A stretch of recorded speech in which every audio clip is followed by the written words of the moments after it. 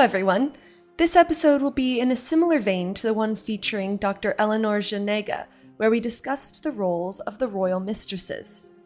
In today's episode, I will be discussing the role of queenship and the legacies, or lack thereof, prescribed to many of these women. I will be joined by Dr. Valerie Schutte, a leading historian in the field, whose research mainly focuses on the role of queenship, particularly in relation to Queen Mary I and Anne of Cleves. Enjoy! All right. So I would say to start off, just sort of broaden it by saying what was the role, or what does the role of queen usually pertain to for these women? So the role of queen, I think there's lots and lots of roles and activities that it depends on the time, the era, the woman, the kingdom. And I know that's a horrible way to answer your question, but I think that some of the really more common or well-known, or for me, early modern ideas of queen, their roles could be ceremonial, being at court, showing up at mass, presiding over tournaments. Their roles could be spiritual or religious. So going on pilgrimage or being pious or giving alms. They had those kinds of roles. I think they had roles of intercession where they would try to work for an individual through other people at court. They had patronage roles. They had to be models for other women. And really, one of their most important roles was to produce an heir. So I think there were lots and lots of roles for these women. It sounds like you could sort of make it your own if you wanted to, if you were interested in focusing in on a certain area. I think so. And I think there were a lot of expectations on a queen, but some of these roles could very much overlap. So you could be a religious role model, engaging in religious patronage, presiding over religious activities. So lots of those roles could be all wrapped up into one. Definitely. And would you say that that role as that kind of queen is different depending on if you're looking at a queen consort versus a queen regnant? I think that the difference between a queen consort and regnant is that a queen consort married a king, or married a king who had inherited or won the throne on his own, while a queen regnant inherited the throne in her own right. So she was the legal ruler. And of course, that came with different roles and expectations. But in many ways, if that queen regnant married, she was expected to take on both roles as queen consort and queen regnant. And that would be a really unusual position to be in, that she would maybe still have to produce an heir and have to be a role model for other women, but at the same time, go run a privy council meeting. So there were different roles, but many of the queen consort roles were thrown into that queen regnant's role also. Okay, that's intense to imagine that you're doing both at the same time. It's definitely doesn't seem to be an easy position that you're put into. No. I always have visions in my head of, pregnant Isabel of Castile riding on a horse, commanding her military. And there she was doing all of those things with her daughters kind of, in a tent not far behind her. So she was being a mother, a warrior, a queen, and she had to do all of those things at the same time. So it would be very intense, I think. And would you say that they had the same or more expectations of the way they were supposed to behave, therefore, for women like Isabella or Mary I? I'm not sure if there were more expectations on the way they should behave. I think that a lot of that came down to gender expectations still. So no matter if she was a queen, regnant, or consort, there were expectations that she would be pious, chaste, only having intercourse with her husband, whereas a king would maybe be allowed to take mistresses and nobody would think twice, but it was not advised for the queen to take other lovers. So I think that those kind of gendered expectations were the same.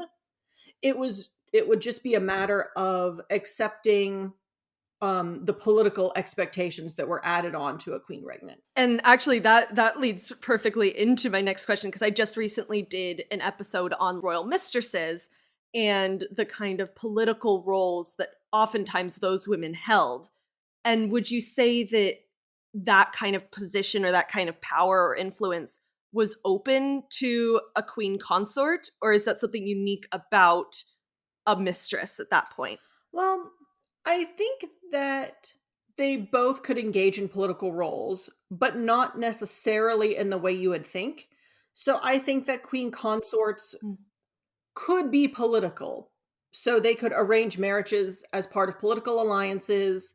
They could serve as regents in the absence of their husband, like Catherine Parr did in 1554 when Henry VIII was in France. I think they could serve as an ambassador. So, Catherine of Aragon was an ambassador for her father in between her marriages to Arthur and Henry Tudor. So that was a political role. I think that in even overseeing the education of their children, that could be considered a political role because you could help choose tutors. You could help choose the way in which they were given their education and prepared for whatever role came next for them, whether they be daughters or sons or expected to be princesses, queens, kings. I think that queen consorts could be political when they preferred people into their household.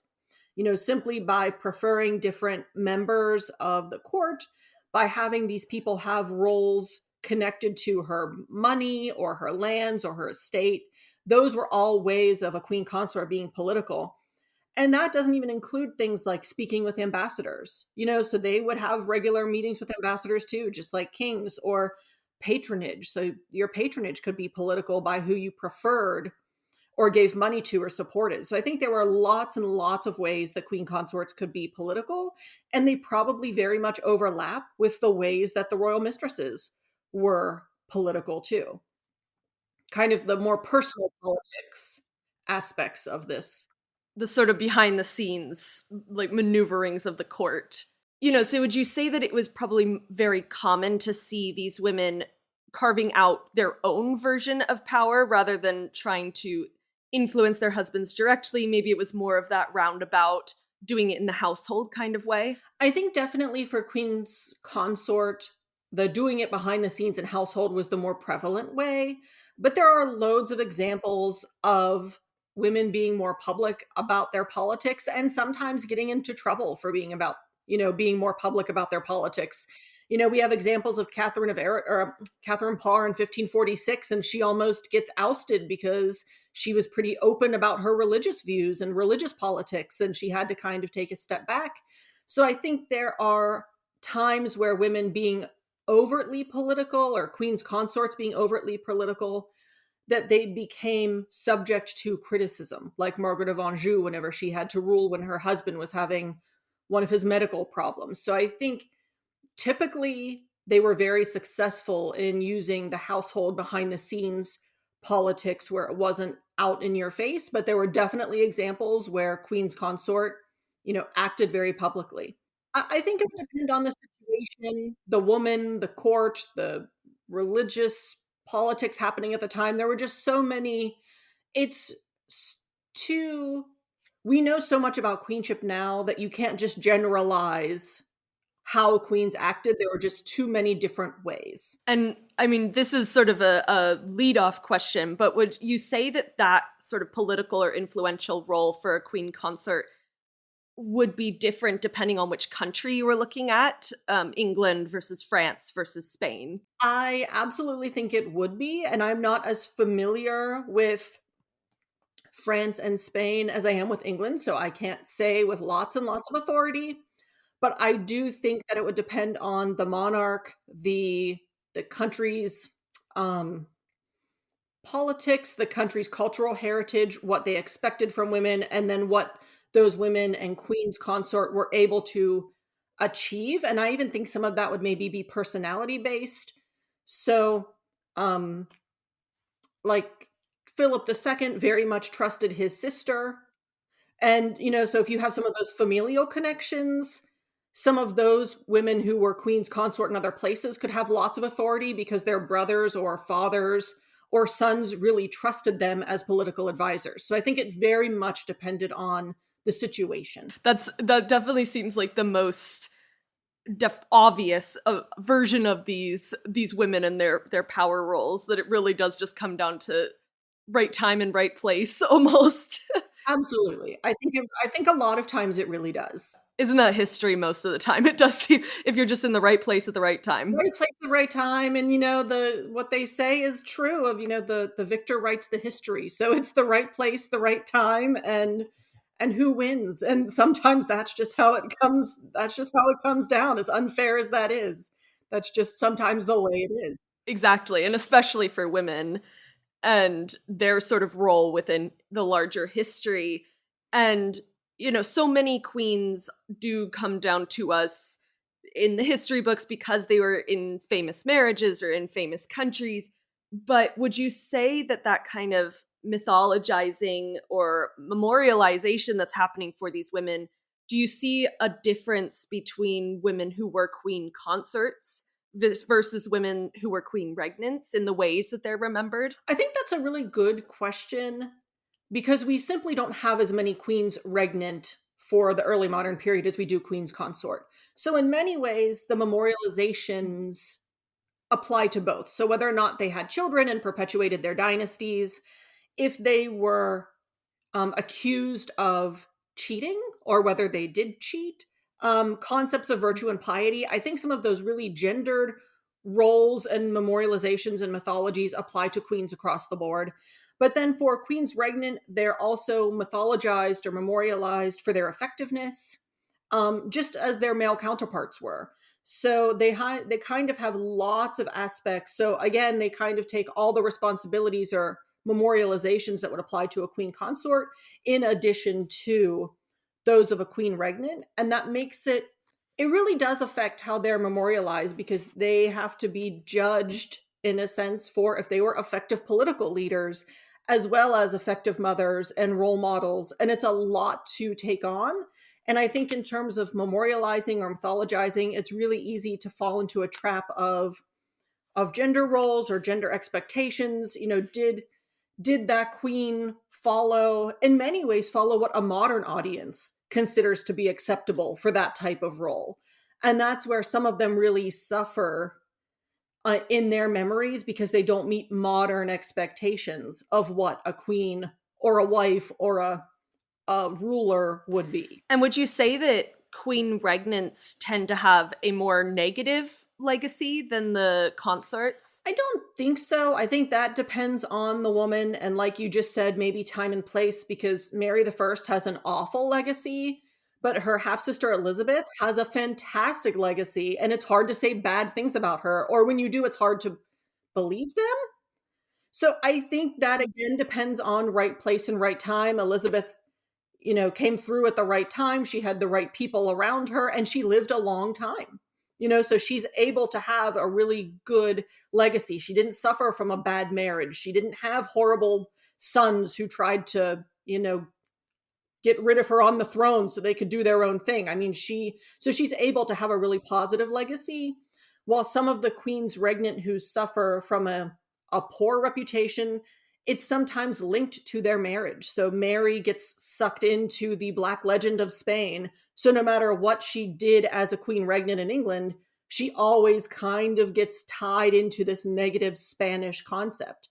So it does, I mean, it's a bad answer again, but it depends on time and place and how the historiography has treated them over the last 500 years, because sometimes it's still really difficult to get out from underneath bad legacies that were established immediately after their death that we're still trying to fight with, centuries later. For sure. I mean, that is something that comes up time and time again on this show, that so often the legacies that we even have today came out pretty soon after the particular woman's death, and how much it does sort of just stay in place over many different generations. Yes, I think so. And sometimes when it gets really entrenched in popular imagination, too, that the reputation may be different from a popular concept of what it may be from an academic concept. So scholars might be able to acknowledge that a certain queen, although she has a bad popular reputation, was effective in certain ways. But it's really, really hard to get that negative memory out of public imagination to accept the nuance, because sometimes it's easier to pit women against each other, like Mary and Elizabeth. Elizabeth was great and Mary was awful. And it's really easy to believe that binary instead of understand how both women had flaws and achievements, together. Definitely. And it does seem to be that way usually, that there is sort of a saint and a villain in the women's roles in court. You do see that with Mary and Elizabeth, but you also see it with Elizabeth and Mary, Queen of Scots, and Catherine de Medici, and Catherine of Aragon and Anne Boleyn. Yes, absolutely. And sometimes even Anne Boleyn and Jane Seymour. Jane Seymour is this sainted figure because she came after the whore Anne Boleyn, and it's easy to kind of just pit them against each other, and they must have been opposites, without considering too much of them personally. I totally agree in that way.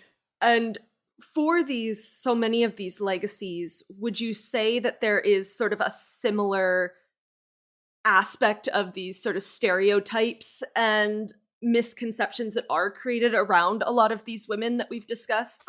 I still think it's really difficult to separate many early modern women, queens or otherwise, from gendered stereotypes.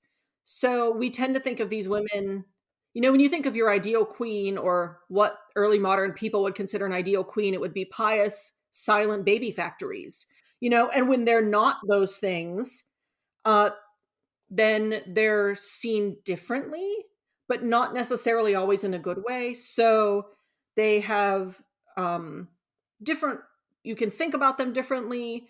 And usually the ones who didn't behave in that way get studied more because they're more interesting because they didn't necessarily behave in the typical expected way. So, there's so much scholarship on Anne Boleyn because she didn't behave how early modern people expected a queen to behave. But it really does. But then her reputation, you know, for generations suffered because she didn't behave how a queen should have behaved. And now she has a very vibrant reputation, but it wasn't always the case. So I think it does come down to stereotypes that just don't go away. But maybe as more modern ideas or academic ideas of queenship emerge and more nuance is accepted, and those things kind of get put into the public realm and public sphere and heritage sites when people go visit them, then we can start to explore these women outside of the stereotypes. But a lot of those places do perpetuate the stereotypes because it's kind of what is expected. And, then it makes it really hard to get a different idea of a queen or a woman out there. Would you say that the women, like the Anne Boleyns or any of these queen regnants, the reason that their legacies do tend to be negative is because they do break down those gender barriers, or they have more power than is viewed as they should have, and that's sort of what creates them as like they must be unnatural in some way? I definitely think that's part of it. I tend to blame the 19th century for this, especially for the English queens. So much interesting scholarship came out of the 19th century, and all the antiquarians who put together the collections of sources. And, so much of what we know now about the early modern period came because the 19th century historians, printed the sources and put them together. And now some of those are lost, and they're fantastic. But those were definitely done with a really patriarchal concept of marriage, of queenship, of, kind of a Whiggish Protestant point of view. So anything that didn't conform with that was just, we didn't talk about it, we didn't mention it, or it was just labeled as wrong, or a very, like the Stricklands, who did wonderful work, but they have a very domestic concept of queenship and what it was to be a good queen and a good wife. And in some ways, we still are underneath that as well. So when a queen didn't fit what those concepts of womanhood or queenship was, they were kind of labeled, like you said, the wicked women of history. And sometimes you have to get out. It's hard to get out from under that too. So Anne Boleyn could be wicked because she didn't follow normal concepts of queenship, but at the same time you can see her as a saint because she was victim to a horrible husband. So it does kind of depend on your point of view. The other thing too is that for many of these women there aren't very many sources. So when you don't have the sources, it's easy to kind of fill in the gaps depending on your point of view. So for some of them, we can have very few sources and immediately imagine that woman to be a saint, or have very few sources and imagine that woman to be a sinner. And someone who falls under that is maybe Catherine Howard, who, had sexual relationships before marrying Henry and was executed by the time she was 19. So it's easy in history. Was she a wanton, silly, goofy girl who just slept around for fun? Or was she a victim of sexual abuse? And that opinion varies greatly because there aren't enough sources to know. So I think that many of these women, queens also, all queens and regular women, not queens, all fall into that. There just aren't a lot of sources, so you kind of fill in the gaps. And that's where some of these stereotypes and reputations come from. The 19th century historians seem to have created a lot of what we now know as history, which is something you don't always realize until you go far enough back and you realize it was all them who created it. Yes. That's one of the things I really like to do, is kind of look at a queen's reputation now and trace it backwards. And you can always see some big turning points or interesting historical, like stereotypes that come out of the 19th century. And it was just, well, we took the 4 sources we had and assume that she must have been a certain way because she did or did not conform to our ideas of what a woman should be right now. So, yeah, it's really interesting to kind of trace some of these back to the 19th century and go, we really need to get back to the primary sources to figure out what these queens were really like. Yeah, or maybe look at the 19th century sources as their own primary sources of seeing how they're interpreting this is telling us more about their history than the women's history, I think. Absolutely. There's some really amazing work, I think, that could be done with the 19th century sources and how women were viewed and interpreted versus how we understand them now and how they were understood in their own time. And so within this that you were even saying, there's so many women that now do have a very different legacy or a very different interpretation. But then there are some that are very blatantly not really reevaluated. You have women like Anne Boleyn and Catherine the Great, who are now celebrated and seen as these sort of like badass women from history. But then you do still have women like Catherine Howard who aren't. What would you say that really comes down to? I think some of it comes down to sources. So, and there are more for Anne Boleyn. And she did seem to have a bigger cultural impact at the time. So she was the first executed wife. She was the long awaited for, did the Catholic Church split? I mean, there's a lot of cultural impact of a woman like Anne Boleyn. The same with Catherine the Great, a lot of cultural impact. Whereas for Catherine Howard, the marriage was much, much shorter. The courtship was much shorter. There aren't as many sources. And you just don't see that marriage making the cultural impact. There weren't any kids there. She was a teenager. It didn't have a great family, didn't fall because of her execution. So I think it comes down to culture and politics surrounding that marriage or relationship or queen that has that kind of where we remember them versus not remembering them and almost considering them as not as important as some other queens. And so would you think come down to just we don't have as much, so we can't really build off of this understanding of them? Sometimes we don't have as much. Sometimes we do, but the marriage or the queen's family wasn't necessarily as important. Or if they didn't have a child, then you don't consider the role of her as mother to the heir who became important. So sometimes it might be that there's just not enough sources. So some of these queens just kind of fall through the cracks as not studied as much as others. And some of them, we just don't give the same type of weight to them as important for what they did if they didn't have great impact through patronage or through childbearing or through architecture or something. Then they just don't get as studied as much. That's an interesting point to really look at more of what kind of things a woman does to get her remembered versus not. And you definitely see also the farther back you go into the medieval era, there are so many queens that most people have never heard of, or at least like maybe know a reference to.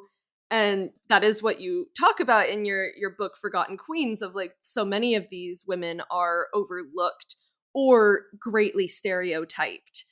And at the same time, you have some others that aren't and are remembered. And so why do you think that some are seen as sort of unworthy of even mentioning or looking deeper into? So first it comes to sources. So there just may not be, it's or the lack of sources, but at the same time, it has to do with the ways in which women have been studied over time has changed. So now there are greater concepts of what a queen could do, and we understand to look for a queen's roles in different places than your traditional, chronicled histories where a woman might only be mentioned when she gets married, when she appears in public, and when she has a baby. And sometimes we know now to look in other ways to piece together a queenship. And that is maybe why some have been overlooked, because they just don't appear kind of blatant in your face and you have to do some digging. And I think that that's one of the really great things that's coming out of queenship scholarship now, is understanding different ways to find women, whether it's through tracing their dowry money and, what happened to their lands and how did they rule them and how did they collect, and their relationships to money is a really interesting way to find queens, but untraditional. Looking through art is a way to maybe trace some of these older queens, or that we don't have lots of maybe written sources for, but these are more newer types of ways to recover some of these queens. So I think you will see, or I hope rather, that some of these lesser known women get studied because of different techniques and ways to study them, as opposed to your people like Anne Boleyn and Elizabeth I, where there's boatloads of written records and they're easy to find. So I think it's a matter of understanding the nuance of queenship and the roles of women and where to look. And would you say that fiction can play a large role in that? Like, I know recently on Netflix there was Vikings Valhalla, and that had Queen Emma of Normandy in it. And honestly, I'd never heard of her before that show. And so do you think that in those ways there might be potential for more people to learn about these forgotten queens? Absolutely. I think that having a lesser known queen like that picked up popularly, whether through a TV series, a movie, or even historical fiction, kind of brings them to a wider audience. And even if the way they're portrayed on TV or in a novel isn't accurate or all historical because it's meant to be entertainment, at least it kind of brings that queen out and to attention, and maybe somebody will then want to go back and find more about her and trace more about her. So I think that even if some of the programs can be up to great scrutiny, which I do all the time, I think they can still be incredibly useful tools for introducing someone to a topic that, or to a person who isn't very well known. So I think you're right. I think the more that some of these lesser known women get picked up popularly, that they will definitely, that the scholarship on them will definitely follow. And I was just thinking as you were saying this, if there is a listener who's watched that show or watched a movie and they want to learn more about these women, you mentioned like looking at dower money or looking at paintings, but what would you recommend for people to go to or to research to find more of these women? I don't know if everybody would have access to it, but the Oxford Dictionary of National Biography may not have it for English queens anyway. Every queen may not have her own entry, but she will be mentioned in her husband's entry, possibly her family's entry, and you can kind of go there to at least piece together who that woman was, who she was related to, and start. I think I mean, sometimes even just some basic internet searches, you'll be surprised what you can find because someone did take an interest from them on a TV show and just started to look into them. So that's maybe not the best way. You don't necessarily write your dissertation based on what you find on the internet, but I think it's a great way to start to see if, other people, like you said, they saw Emma of Normandy and thought, wow, she might be pretty interesting. And you can probably get online and find somebody else who thought the same thing, and start to at least piece together what she might have been like, and hopefully find some references to her in a book somewhere else, where you could start to do real interesting research on who she actually was. We can hope. Let's hope that can We can hope. happen more. Hope. As I say that, I hope. I hope. Yeah, exactly. We hope that can be what occurs. I hope that that's what happens. Yes. Yes. And I mean, for these women, what would you like to see their legacies be, how they are remembered in sort of popular imagination and in scholarship? I think that would really vary for each queen, honestly. So, I mean, obviously, there are some queens that I study more than others. So, I really study mostly Queen Mary the First and Anne of Cleves. And one's a regnant and one's a consort, but they both have horrible reputations. So, for Mary, I'd like the idea of Bloody Mary to go away, which in scholarship it has, but in popular imagination it hasn't. So in some ways, I need the popular concept of Mary to catch up to what the scholarship has been doing. And maybe even the same for Anne of Cleves. I mean, she's kind of, considered just this ugly German woman who was a bad marriage for 6 months. But in reality, we have to think of her and her marriage as being an important international deal that was made between Henry and Germany, in the same way that his marriage to Catherine of Aragon was an important international deal. So sometimes I think that it depends on the woman, but we really do need to consider the woman, her family, her politics, if the marriage was international or domestic. And there's lots of ways to reconsider. And honestly, it would depend by the queen. And sometimes I think we need to take the queens who are more popular and have these really stuck in stereotypes and give a hard think to whether that stereotype is warranted or where it came from to begin with. So I think it would really depend on the queen and the situation. But I think that there's so much new work on queenship being done that learning to use other techniques and other sources without simply looking at these women through gendered lenses of how did they behave as wives and mothers, that there's many more ways to get at them for who they were, personally and as a queen. There is so much more when you actually start to dig deeper. It can be pretty incredible how much you can find about these women. Absolutely. I mean, I am suffering with that with Anne of Cleves right now. I'm writing a cultural biography of her. And when I signed on to do the biography, I very naively thought there's not much about Anne out there.